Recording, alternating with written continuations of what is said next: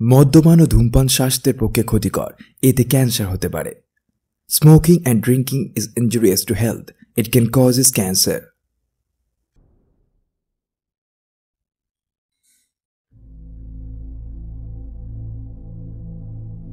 রাত এখন গভীর। কালো গহ্বর থেকে উঠে আসা সমস্ত কালো অন্ধকার যেন এই গলিতে কারোর জন্য অপেক্ষা করছে। দুপাশের বাড়িগুলোতে লোকজন থাকলেও আলো বন্ধ করে ঘুমের অতলে ডুবে, অথবা কেউ কেউ প্রতিটা হৃৎপিণ্ডের ওঠানামার সঙ্গে সেকেন্ডের কাঁটা মিলিয়ে নিচ্ছে। 1, 2, 3। ঠিক সেই সময় নিস্তব্ধতা ভেঙে এক মাঝবয়সী লোককে এগিয়ে আসতে দেখা গেল।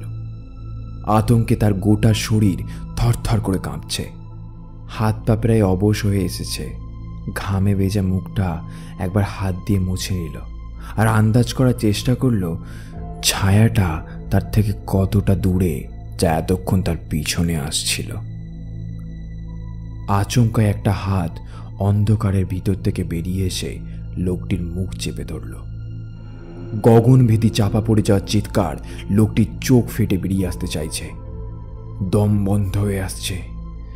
কানের মধ্যে একটা মুখ বরফের মতো ঠান্ডা গলা দিয়ে অদ্ভুত সাংকেতিক ভাষায় মন্ত্র পাঠ করছে।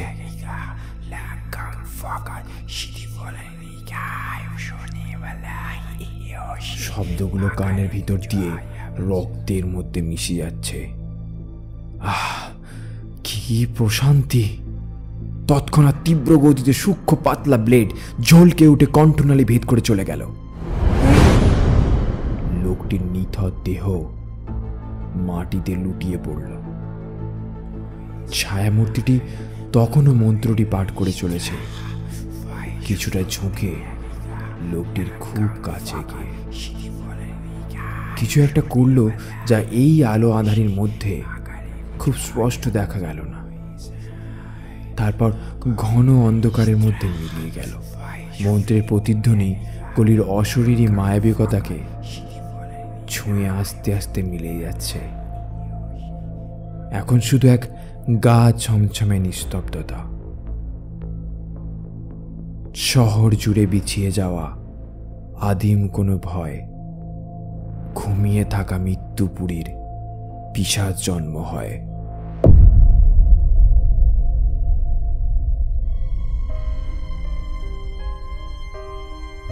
নমস্কার শ্রোতা বন্ধুরা, আজকে আপনাদের জন্য একটি বিশেষ নিবেদন। রুদ্র ঘোষের কলমে অভিশপ্ত কাম পিশাচিনী। গল্পের সূত্রধার ও গল্প পাঠে আমি সৌভিক। গল্পের অন্যান্য চরিত্রে সায়ন, পারমিতা ও Sagnik. Audio mixing and editing Indra. গল্পের পোস্টার ডিজাইন ও আবহ সঙ্গীত পরিচালনায় আমি সৌভিক। শুরু হচ্ছে আজকের বিশেষ গল্প, অভিশপ্ত কাম পিশাচিনী।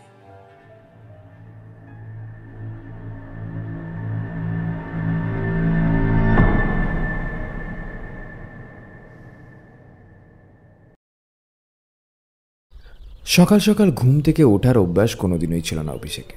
তবে এই কয়েকদিন কাক ভরে অফিস থেকে সিনিয়র এডিটরের অপ্রত্যাশিত ফোন তার ঘুমের যথেষ্ট ব্যাঘাত ঘটাচ্ছে।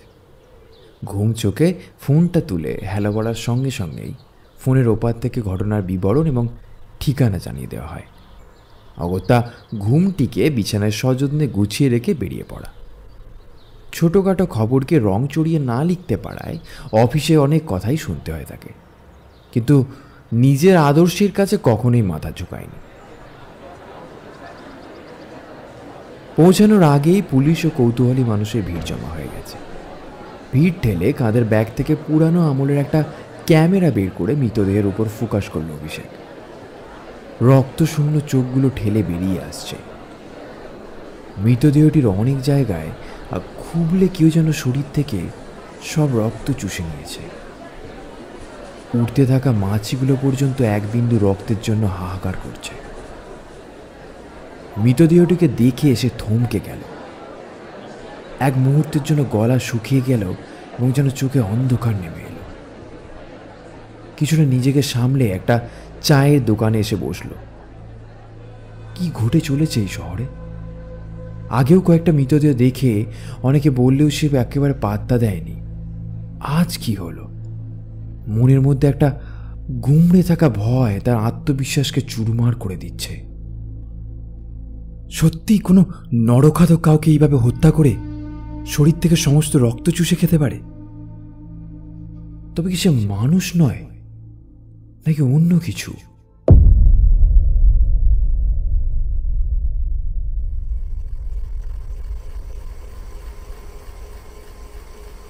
অফিসের চুন খসা দেওয়াল জুড়ে মাকড়সাদের শৈল্পিক বাসস্থান।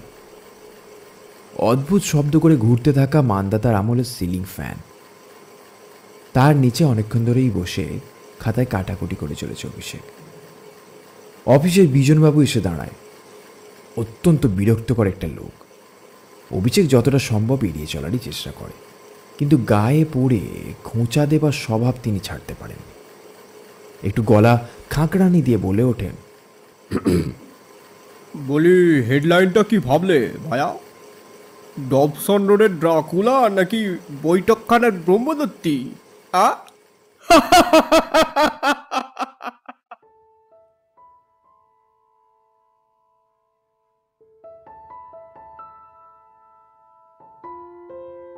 পূব দিকের আকাশ এখন ফ্যাকাশে হয়ে উঠেছে। ঝুপ করে এক সময় সন্ধ্যা ঘনিয়ে এলো। সারাদিনের অফিসের কাজ শেষ করে বিডেন স্ট্রিটের কাছে এক বন্ধুর আড্ডা ঠেকে এসে বসল অভিষেক। একসময় এই আড্ডা অনেক রাত পর্যন্ত চলত। বিভিন্ন পেশা ও নেশার লোকের সমাগম কম ছিল না, কিন্তু এই কয়েকদিনের আগের অস্বাভাবিক খুনের প্রভাবে সেসব এখন অতীত। 2-4 জন মিলে ঘন্টা কয়েক ক্যারাম খেলে রাত হবার আগেই সবাই বাড়ির দিকে রওনা হয়। বোর্ডের সাজানো ঘুটির উপর রোল করে খবরের কাগজটা ছুঁড়ে ফেলল বিনয়। মুখের মধ্যে বিরক্তকর ছাপ স্পষ্ট ফুটে উঠেছে। ধর, কি সব লিখিস তোরা মায়েরি? মানুষকে খালি ভয় দেখানো ছাড়া আর কিছু না। 21 শতকে দাঁড়িয়ে কলকাতার মধ্যে তুমি পিশাচের গল্প খাচ্ছ শালা। খবরের কাগজটা শহরের এক নাম করা সংস্থার। তার সঙ্গে অতীনের দূর দূর কোনো সম্পর্ক নেই, তবু কথাগুলো তাকেই হজম করতে হলো। আড্ডা আর খেলায় মশগুল হয়ে যাওয়ায় কেউই আর ঘোরের দিকে দেখেনি। কিছুটা ক্লান্তি দূর করে অভিষেকের মাথা ও শরীরের মধ্যে একরকম চাপা টেনশন ভয় চেপে বসেছে। তাড়াতাড়ি বড় রাস্তায় ওঠার জন্য ফকির চক্রবর্তী লেনের সরু গলিটি ধরল আজ। রাস্তা প্রায় শুনশান, কেউ কোথাও নেই। সন্ধে হতেই যে যার আস্তানায় ফিরে গেছে। 2-একটা পান সিগারেটের দোকানদার অর্ধেক ঝাঁপ নাপিয়ে বাড়ি ফেরার প্রস্তুতি নিচ্ছে।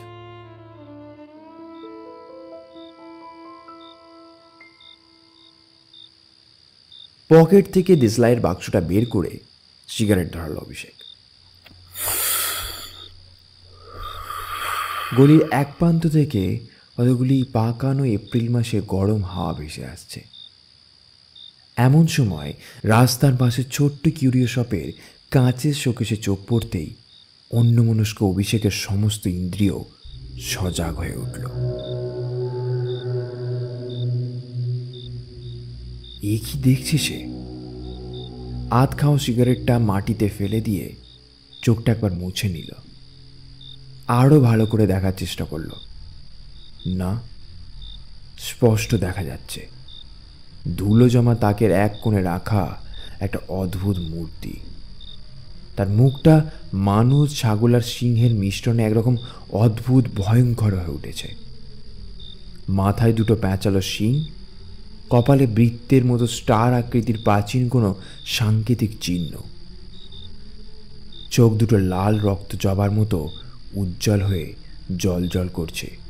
আর সব থেকে যা দেখে অভিষেকের শরীরে শিহরণ খেলে গেল সেটা হলো মূর্তিটির ঠোঁটের দুপাশ থেকে বেরিয়ে থাকা 2টো ছুঁচালো দাঁত, যেখান থেকে টপ টপ করে টপছে কালচে বাদামি রঙের রক্তের ফোঁটা। উফ, কি ভয়ঙ্কর জীবন্ত! অভিষেকের মাথা ঝিমঝিম করতে শুরু করেছে। আতঙ্কে গোটা শরীর রাস্তার সাথে যেন মিশে যেতে চাইছে। সে বুঝতে পারল দোকান থেকে ভেসে আসছে এক অদ্ভুত মন্ত্র উচ্চারণ। আর কিছুতেই দাঁড়িয়ে থাকা যাবে না এখানে। ছুটতে শুরু করলো অভিষেক। গলি পেরিয়ে বড় রাস্তা, প্রচণ্ড গতিতে ছুটছে সে। ছুটতে ছুটতে কোনো ক্রমে একটা চলন্ত বাসের হাতল ধরে উঠে হাঁপাতে শুরু করলো। কন্ট্রাক্টর কিছুটা হকচকে গিয়ে খেঁকিয়ে উঠে বলল, এইভাবে কি ওঠে? তারপরে একটা কিছু হয়ে গেলে ড্রাইভারের দোষ দিতে বসবেন মশাই। অভিষেক কোনো কথারই জবাব দিল না। বাসটা প্রায় ফাঁকা। দৃশ্যটা চোখের সামনে এখনো ভেসে উঠছে। উফ, কি ভয়ঙ্কর! কিভাবে সে বাড়ি ফিরেছে তা স্বপ্নের মতো মিলিয়ে গেছে।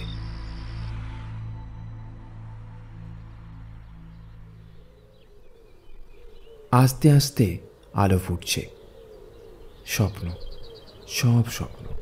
নিজের বিছানায় গুটিসুটি মেরে বসে অনন্ত এক ভাবনায় ডুবে অভিষেক। সে কি পাগল হয়ে গেছে, নাকি ঘটনাটা একটা হ্যালুসিনেশন? আমাদের জীবনে তো কত ঘটনাই না ঘটে, সব কিছুরই কোনো ব্যাখ্যা হয় নাকি? এইসব ভাবতে ভাবতে পাশে রাখা ফোনটি বেজে উঠল।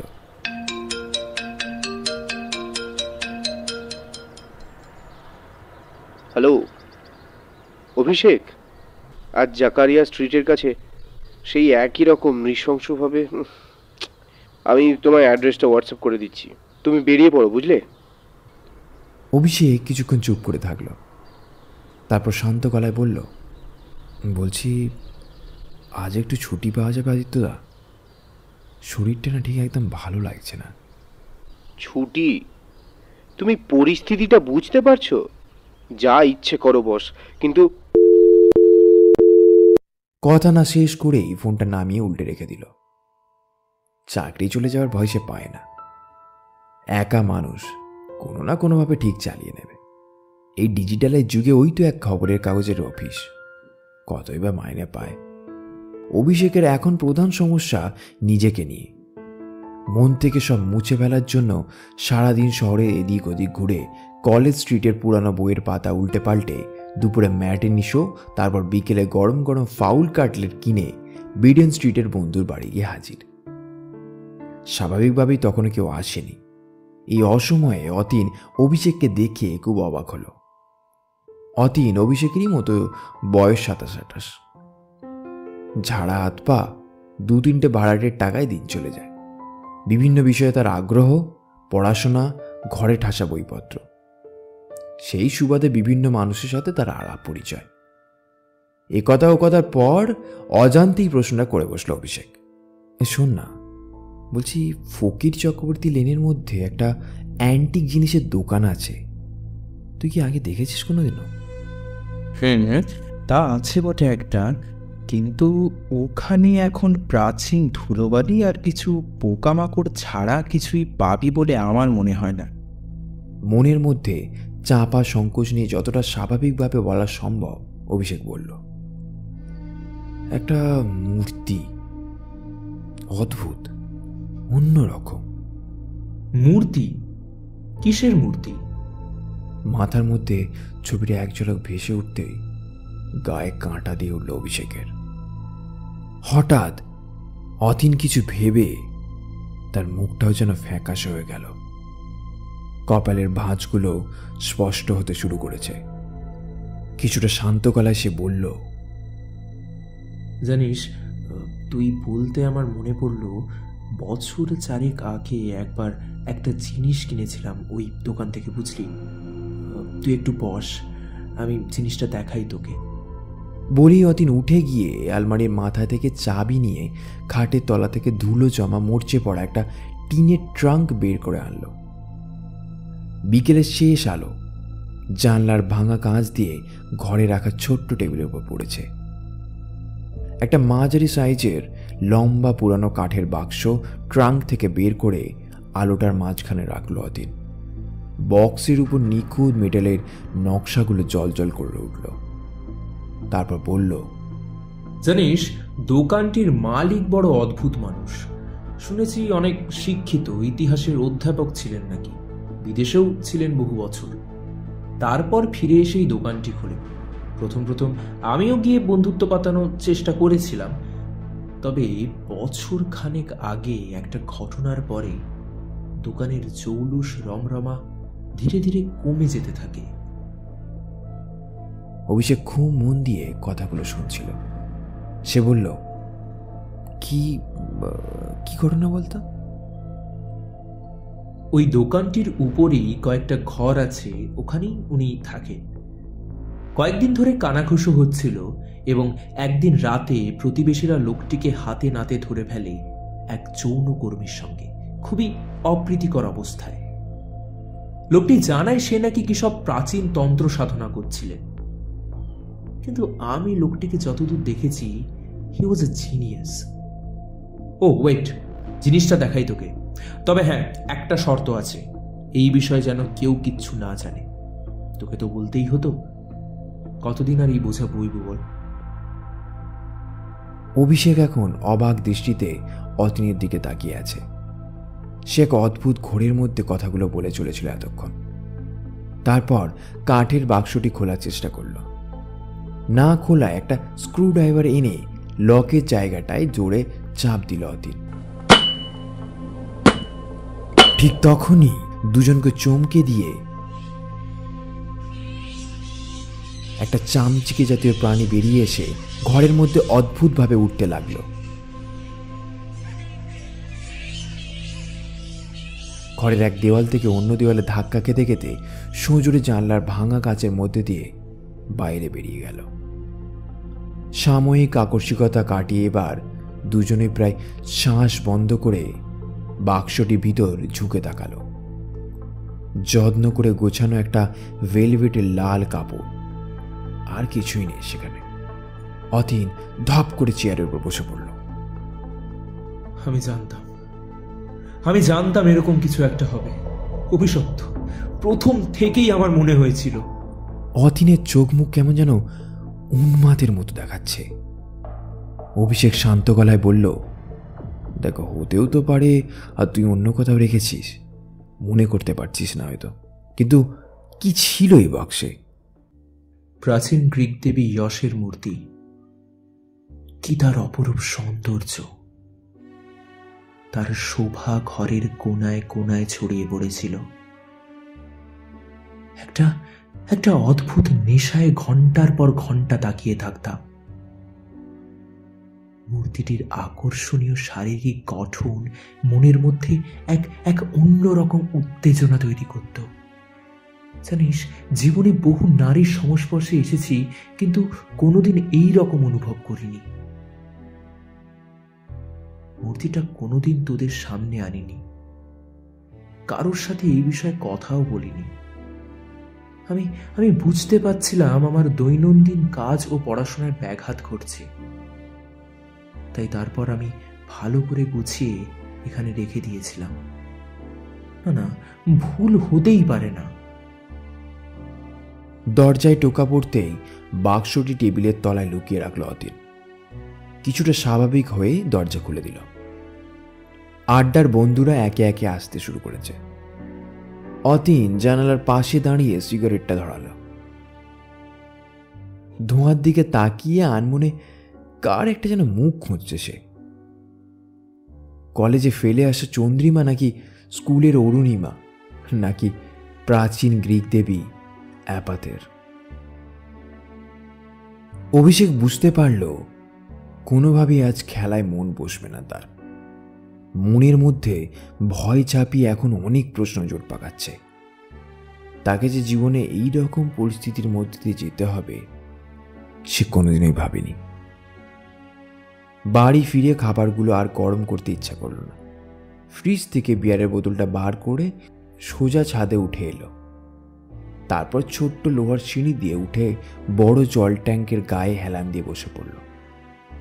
উঁচু ফ্ল্যাটবাড়ির ছাদ থেকে জ্যোৎস্নার আলোয় ঈগলের মতো নিস্তব্ধ শহরের রাস্তাঘাট দেখছে।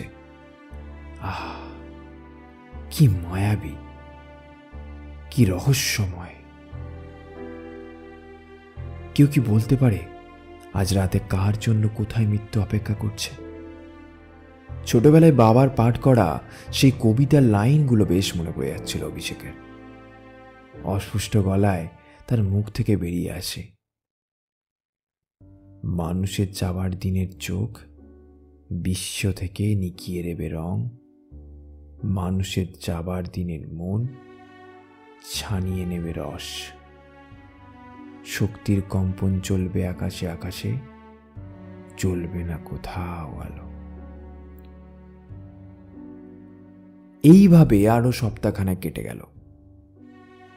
অভিষেকের বেড়ে ওঠা উস্কো চুল আর দাড়িগুলো নিয়ে আয়নার সামনে দাঁড়াতেই সে নিজেকে দেখেই চমকে গেল। অফিসে গিয়ে সব মিটিয়ে নিয়ে এখন পরিবেশ দূষণের উপর সিরিজ লেখায় মন দিয়েছে।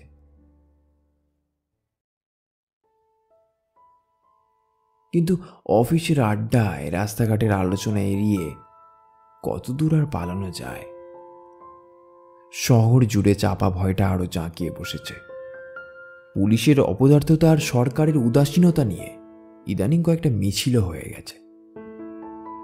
সেই দিনের ঘটনার পর অতীনের শরীরও অসুস্থ হয়ে যায়, তাই আড্ডার ঠেকও এখন বন্ধ। শুধু অনেকগুলো প্রশ্ন অভিষেকের ভিতর কুড়ে কুড়ে খায়।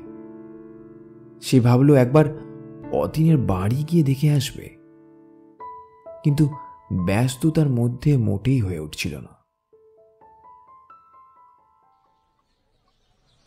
অলস দুপুরে অফিস এখন প্রায় ফাঁকা। অভিষেক দূর থেকে দেখল যে বিজনবাবু তার নড়বড় করা চেয়ারে বসে ঝিমাচ্ছেন। কিছুক্ষণ তার দিকে তাকিয়ে থেকে অভিষেকের মাথার মধ্যে প্রশ্নগুলো কিলবিল করে উঠল। তারপর উঠে গিয়ে একটা সিগারেট বাড়িয়ে দিয়ে বলল, বিজনদা, একটা সিগারেট হবে নাকি? আচমকা ঘুম ভেঙে হাত ছড়িয়ে বড় বড় দুটো হাই তুলে সিগারেটটা হাতে নিয়ে বিজনবাবু বললেন, কোন আনন্দে হ্যাঁ ছোকরা? তোমার বিশ্ব পরিবেশ বাঁচাও লেখা পড়ে কোনো রমণী আবার প্রেম টেম নিবেদন করলো নাকি? গ্রিক মাইথোলজি নিয়ে কয়েকটা প্রশ্ন ছিল আপনার কাছে। কি গ্রিক মাইথোলজি? কেন, ভারতীয় পুরাণে কি কম পড়লো? লোকটা বিরক্তকর হলেও বিভিন্ন দেশের পুরাণ নিয়ে লেখালেখি করার সুবাদে বিজনবাবু তার অনেক প্রশ্নেরই উত্তর দিতে পারবেন। দেবী ইয়াসের বিষয়ে কিছু জানতে চাই। ইয়াস নয়, কথাটা ইয়স, হাইপিরিয়নের কন্যা ইয়স, গ্রিক পুরাণের ভোরের দেবী। প্রতিদিন রাত্রি শেষ হবার সঙ্গে সঙ্গেই গোলাপের কলির মতো আঙুল নিয়ে লাল রঙের পোশাক পরে তার পূর্বাচলের বিছানায় উঠে বসে। তারপর ল্যাম্পাস ও প্লেথন নামে দুই অশ্ববাহিত রথে চড়ে এগিয়ে চলে অলিম্পিয়ার পথে। গল্পের আচ্ছন্নতায় সিগারেটের গাঢ় ধোঁয়া কুণ্ডলি পাকিয়ে উপর দিকে উঠে গিয়ে দুপুরের বাতাসটা যেন আরো ভারী করে তুলছে। বিজনবাবু কিছুটা থেমে আবার বলতে শুরু করলেন, একদিন দেবী এফ্রোদিতে, অর্থাৎ শারীরিক প্রেম ও সৌন্দর্যের দেবী এফ্রোদিতে, ইয়সের বিছানায় তার প্রেমিক এরেসকে ঘনিষ্ঠ অবস্থায় দেখতে পায়। তখন দেবী এফ্রোদিতে তাকে অনেক খারাপ খারাপ কথা বলে, ভ্রষ্টা বলে অপবাদ দিয়ে অভিশাপ দেয়। বলে চিরকাল মানব যুবকের প্রতি তার থাকবে অতৃপ্ত এবং অবৈধ আসক্তি। তার স্বামী থাকলেও মানব যুবক দেখলেই এক অন্ধ আসক্তিতে উন্মুক্ত হয়ে উঠত অভিশপ্তা ইয়াস। এইসব তো মানুষের বানানো মন গড়া কাহিনী। সব মন গড়া কাহিনী নয় হে অভিষেক। পৃথিবীর ইতিহাসে এইসব অভিশাপ মানব সভ্যতার উপর চেপে বসেছে বইকে, আর ভবিষ্যতেও বয়ে নিয়ে যেতে হবে এটা আমাদের। এর থেকে পালাবার কোনো পথ নেই।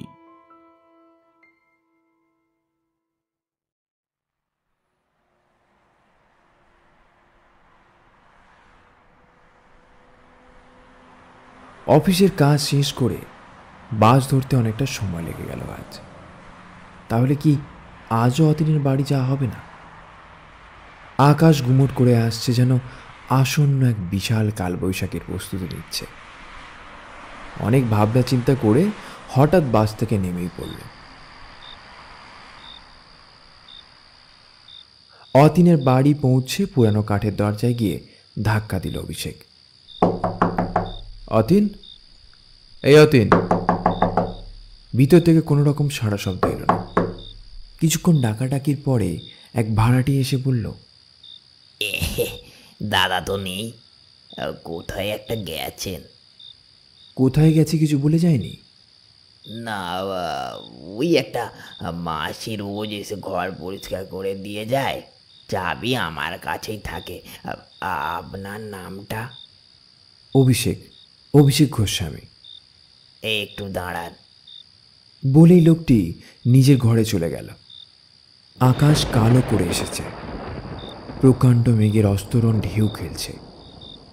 লোকটি এসে অভিষেকের হাতে একটা খাম ধরিয়ে দিল আর বলল, এই খামটা দাদা আপনাকে দিতে বলেছিলেন। অভিষেক ধন্যবাদ জানিয়ে গলির রাস্তা ধরল। দমকা ঝোড়ো হাওয়ায় ধুলোবালি চোখে মুখে এসে লাগছে। এক্ষুনি বৃষ্টি নামবে বোধ হয়। বড় বড় জলের ফোঁটা পড়তে শুরু করলে হাতের খামটা অফিস ব্যাগের ভিতর ঢুকিয়ে রাখল অভিষেক। সঙ্গে সঙ্গে ঝমঝম করে বৃষ্টি নেমে এলো। গাঢ় অন্ধকার আর বৃষ্টির ঝাপটায় কিছুই দেখা যায় না। সামনে কোথাও যেন এক্ষুনি একটা বাজ পড়ার শব্দ শোনা গেল। অভিষেক প্রায় কাক ভেজার মতো রাস্তার ধার ঘেঁষে দাঁড়িয়ে পড়ল। অতীনের যদি কিছু বলারই থাকতো তাহলে তো ফোন করেই বলতে পারত, নাহলে মেসেজ করতে পারত অন্তত। চিঠি, আজকাল কেউ চিঠি লেখে? কি লেখার প্রয়োজন ছিল ওর কে জানে। ফোনটা পকেট থেকে বের করে দেখল রাত 10টা। চমকে উঠল অভিষেক। এ কি করে সম্ভব? বৃষ্টি আরো ঘনিয়ে আসছে। ভাবতে চেষ্টা করলো কতক্ষণ ধরে সে এখানে দাঁড়িয়ে আছে। ভাবতে ভাবতে খুব কাছ থেকে কানে ভেসে এলো এক অদ্ভুত সাংকেতিক মন্ত্র উচ্চারণ। এ মন্ত্র তার আগেও শোনা। কৌতূহলে সামান্য পিছিয়ে ফিরে তাকাতেই এক বিদ্যুতের ঝলকানিতে ভেসে উঠল তার ঠিক পিছনে কাঁচের শোকসের উপরে রাখা সেই অদ্ভুত ভয়ঙ্কর মূর্তির ছায়া। চমকে সরে দাঁড়ালো অভিষেক। কিছুক্ষণ সে নিজের অস্তিত্বটা অনুভব করার চেষ্টা করল। শুধু বুঝতে পারল হার্টবিট খুব জোরে ওঠানামা করছে। পাথরের মতো এক দৃষ্টিতে সেই মূর্তিটির দিকে তাকিয়ে সে কি ছুটে পালিয়ে যাবে, না এ মাটি খুঁড়ে ভিতরে ঢুকে গিয়ে নিজেকে লুকিয়ে নেবে? সে এতক্ষণ কোনগুলি দিয়ে হেঁটে আসছিল? না না না না না, কোথাও একটা বড় ভুল হয়ে যাচ্ছে অভিষেকের। শোকেসের পাশে দরজাটা আস্তে আস্তে খুলে যাওয়ার শব্দ ভেসে আসতেই মন্ত্র উচ্চারণটা আরো স্পষ্ট শোনা গেল। এক ছায়ামূর্তি দরজার সামনে বেরিয়ে এসে তুষার মিশ্রিত কণ্ঠে বলে উঠল, ভিতরে আসুন, আপনি তো ভিজে যাচ্ছেন। অভিষেক মূর্তিটার থেকে মুখ তুলে ছায়াটার দিকে তাকালো।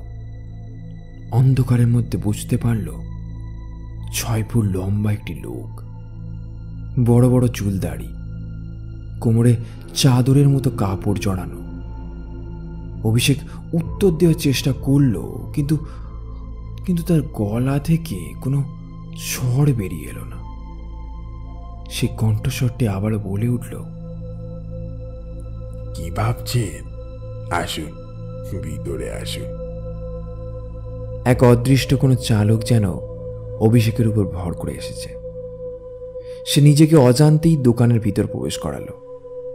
সঙ্গে সঙ্গেই পিছনের দরজাটা সজোরে বন্ধ হয়ে গেল। অভিষেকের মনে হলো সে যেন কোনো মর্গের ভিতর প্রবেশ করেছে। ঠান্ডায় তার হাত পা আরো জড়সড় হয়ে এলো। লোকটি একটি কাঠের চেয়ারের দিকে নির্দেশ করে অভিষেককে বসতে বলল। মন্ত্রটি সত্যি অদ্ভুত। শরীরের ভিতরে অনেক অন্যরকম প্রশান্তি নিয়ে আসে। ষড়রিপুগুলো যেন মনের মধ্যে ঢেউ খেলতে থাকে। মন্ত্রটির প্রতিধ্বনি বহু দূর থেকে এসে কানের মধ্যে দিয়ে রক্তে মিশে যাচ্ছে। ঘুম নামছে অভিষেকের। বাইরের সব কিছুর সাথে এই ঘরটা যেন বিচ্ছিন্ন হয়ে গেছে।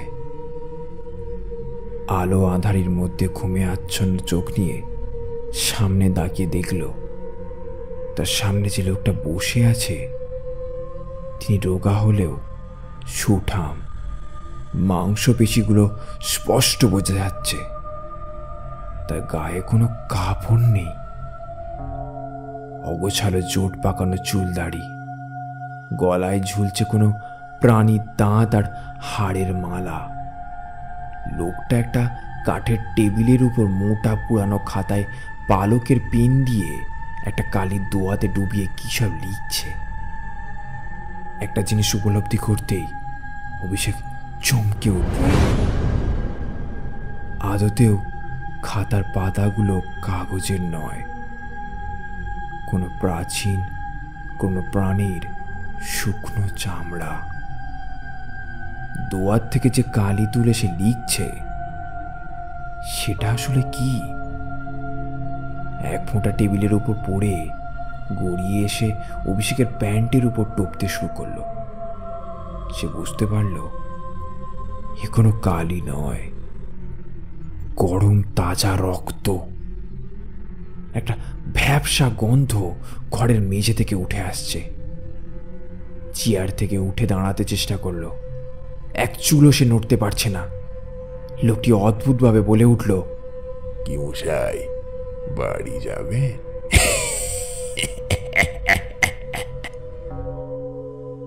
অভিষেকের সমস্ত ইন্দ্রিয় এখন সজাগ। এই ঠান্ডার মধ্যে গোটা শরীর ঘামে ভিজে যাচ্ছে। সঙ্গে সঙ্গে আবার সেই মন্ত্রের প্রতিধ্বনি কানের মধ্যে দিয়ে গিয়ে আচ্ছন্ন করে ফেলল। ঠিক তখনই একটা বড় দেয়াল ঘড়ি ঢং ঢং করে জানিয়ে দিল এখন ঠিক রাত 12টা।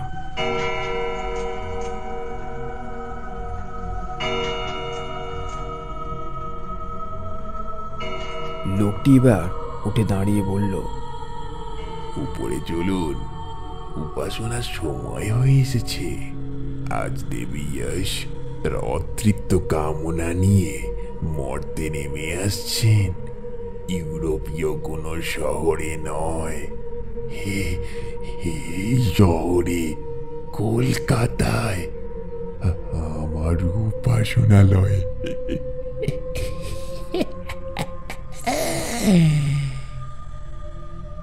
বাঁদিকের একটা ছোট্ট কাঠের সিঁড়ি দিয়ে লোকটি উপরে উঠে গেল।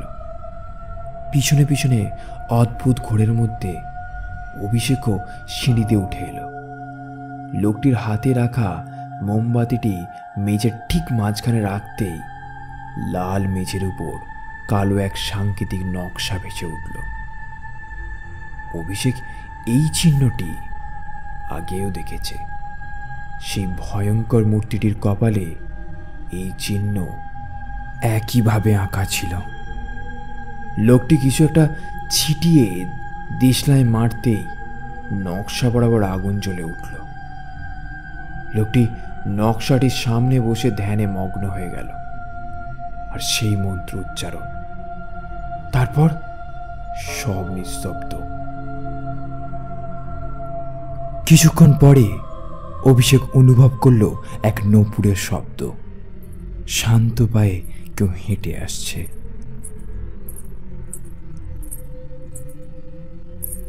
এক মহিলার রহস্যময় হাসি শোনা গেল। কোথায় কোথায় তুমি? অভিষেক উন্মাদের মতো তাকিয়ে দেখল দরজার সামনে সূক্ষ্ম পাতলা পোশাক পরিহিত এক অপরূপা মোহিনী তাকে হাতছানি দিয়ে ডাকছে। এসো এসো না। এই আলো ছায়ার মধ্যে পোশাক ভেদ করে তার শরীরের গঠন অভিষেকের ভিতরে চাপা পড়ে যাওয়া আদিম ক্ষুধাকে যেন উস্কে দিচ্ছে। আবার ডাকটা শুনতে পেল সে। এসো আমার কাছে এসো। এক অমোঘ আকর্ষণে সেই অপরূপ মোহিনীর দিকে এগিয়ে গেল। হাত স্পর্শ করতেই জীবনের প্রথম সেই ইঙ্গিত অনুভব করল সে। ধীরে ধীরে পাশের একটি অন্ধকার ঘরের মধ্যে তারা প্রবেশ করল। এক অদ্ভুত শারীরিক উত্তেজনায় ডুবে যাচ্ছে। সেই মোহিনীর এক অতল গভীরে ডুবে যাচ্ছে অভিষেক, যেখান থেকে সে আর কোনোদিনই ফিরে আসতে পারবে না। সব নিস্তব্ধতা ভেঙে পুরানো ঘড়িটা আবার বেজে উঠল।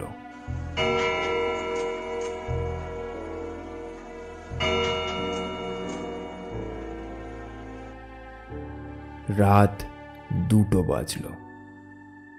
লেখা শেষ করে লোকটি সেই পশুর চামড়া নিয়ে তৈরি খাতাটা বন্ধ করে দিল। তার সঙ্গে অভিষেকের জীবনের এক অসমাপ্ত পরিণতি কাল গহ্বরে চাপা পড়ে গেল। এক নিয়তির কালচক্র। লোকটি এক তীক্ষ্ণ দৃষ্টিতে এখন শোকেশের দিকে তাকিয়ে আছে, যেখানে দেবী ইয়াসের প্রেমিকদের চির যৌবন ধরে রাখার এক অন্ধকার আখ্যানের অভিশপ্ত সেই মূর্তি। আর তার পাশে আরও একটা একই রকম নতুন মূর্তি রাখা আছে, যা গরম রক্তের পিপাসার প্রাচীন অভিশাপ নিয়ে অপেক্ষা করছে এই শহরে তোমার জন্য, ঠিক তোমার ঘাড়ের পিছনে।